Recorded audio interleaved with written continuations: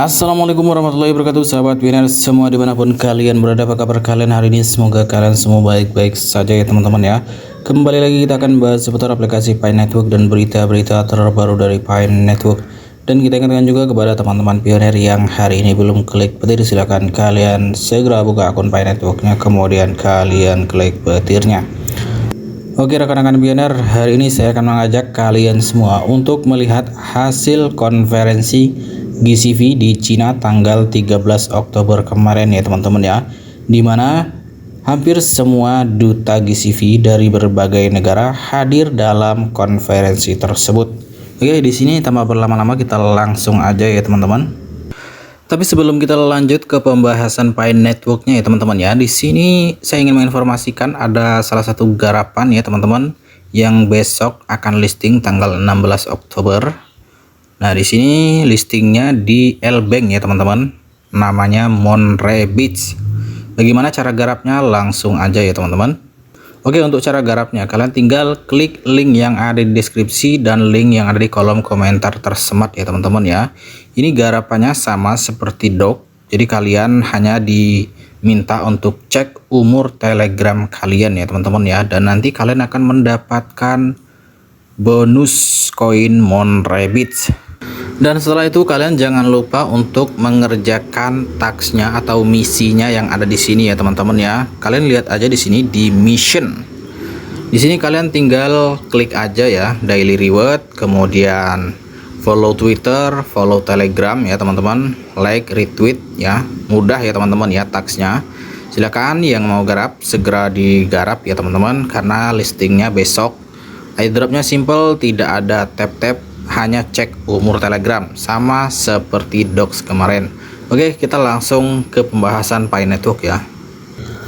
Oke, di sini kita sudah masuk ke akun Twitternya si Dorisin ya teman-teman, dimana beliau adalah sebagai duta GCV global ya teman-teman ya. Kita coba langsung lihat aja di sini ya teman-teman. Oke, kita tunggu sebentar. Kita lihat ke bawah ya. Nah, di sini ada keterangannya presentasi konferensi Tiongkok 13 bulan 10 ya teman-teman. Seruan kepada pelopor dan bisnis di Tiongkok untuk berpartisipasi aktif dalam pengembangan ekosistem. Bapak Daniel dan Bapak U yang terhormat, para ketua panitia penyelenggara konferensi Tiongkok, semua duta besar GCV Tiongkok, dan Ibu Subing tuan rumah konferensi hari ini, serta semua pioner daring internasional dan Tiongkok. Selamat malam, selamat siang, dan selamat pagi. Saya ingin menyampaikan salam hangat dan ramah kepada Anda sekalian dari Toronto, Kanada. Pada minggu pagi ini saya sangat gembira menyaksikan dampak luar biasa dari para pioner di Tiongkok dan makna luar biasa dari konferensi ekologi Tiongkok hari ini. Konferensi hari ini melambangkan kebangkitan Tiongkok setelah setahun tidak aktif, dan kebangkitan ini akan mengilhami semua pioner di Tiongkok. Terima kasih kepada semua 15 duta besar GCV dari Tiongkok atas pidato-pidato Anda yang luar biasa. Oke, di sini kita langsung cari ke intinya aja ya teman-teman. Merupakan kehormatan dan kesenangan yang luar biasa bagi saya untuk berpartisipasi dalam acara ini di Tiongkok hari ini, yang merupakan acara terbesar sejak 3 pertemuan Tencent tahun lalu. Perbedaan antara konferensi ini dan masa lalu adalah bahwa kita telah menetapkan GCV. Oleh karena itu, membahas alasan dibalik GCV tidak perlu, karena itu adalah kesimpulan yang sudah pasti.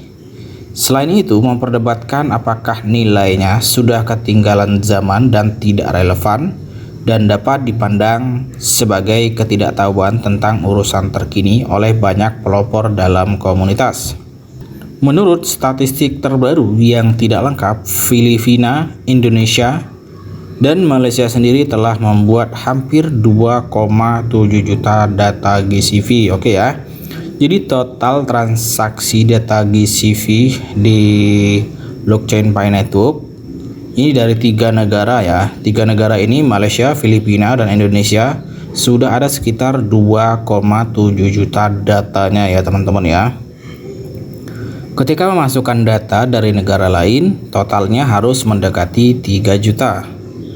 Tingkat cakupan catatan transaksi blockchain adalah 60 hingga 90% selama setidaknya 9 bulan. Penting untuk dicatat bahwa perdagangan pasar gelap merupakan pelanggaran dan oleh karena itu data tersebut tidak mempengaruhi syarat untuk tujuan distribusi statistik ini. Oleh karena itu, data tersebut tidak termasuk dalam ruang lingkup statistik. Dr. Nicholas mengumumkan pada P2Day bahwa ia tidak menetapkan target open mainnet untuk akhir tahun, tetapi tidak mengonfirmasi tanggal pastinya karena ada kemungkinan hingga tahun depan sebelum P2Day. Kurangnya ketepatan dalam garis waktu mendorong pertanyaan mengapa tim proyek tidak dapat memberikan tanggal tertentu. Apakah keputusan ini dipengaruhi oleh badan pemerintah, lembaga keuangan, core team, kemudian pengembang di GitHub, atau pasar bursa? Penundaan 3 tahun dalam mencapai tujuan open mainnet, KEC, dan migrasi menimbulkan kekhawatiran di antara komunitas. Seruan terbaru tim proyek untuk partisipasi aktif dalam program mitra bisnis dan influencer menandakan perlunya peningkatan kolaborasi dari para pelopor. Penundaan dalam KEC skala besar, kecepatan migrasi, dan migrasi telah menyebabkan ketidakpuasan yang meluas di antara para pelopor. Para pelopor seringkali berfokus pada kebutuhan uang tunai. Banyak pelopor yang tidak membaca white paper atau bahkan jika mereka membacanya, mereka tidak memahaminya. Akibatnya banyak dari mereka yang disesatkan, menyebabkan mereka terburu-buru menyelesaikan KEC dan memigrasikan Pi untuk dijual sesudahnya. Namun ini bertentangan dengan visi Pi Network. Oleh karena itu, jika situasi ini tidak berubah, core team tidak akan percaya pada kami. Jadi tidak mungkin untuk menetapkan tanggal untuk open mainnet.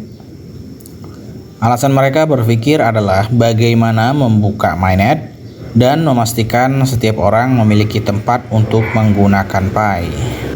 Menurut tujuan tim inti untuk membuka 10 juta dompet dan 15 juta KEC saat open mainnet, kita dapat melihat bahwa tim inti bertujuan untuk memastikan kelangkaan Pi dan secara bertahap membuka KEC dan migrasi sesuai dengan tingkat penggunaan dan perkembangan ekologi GCV di setiap negara dan wilayah.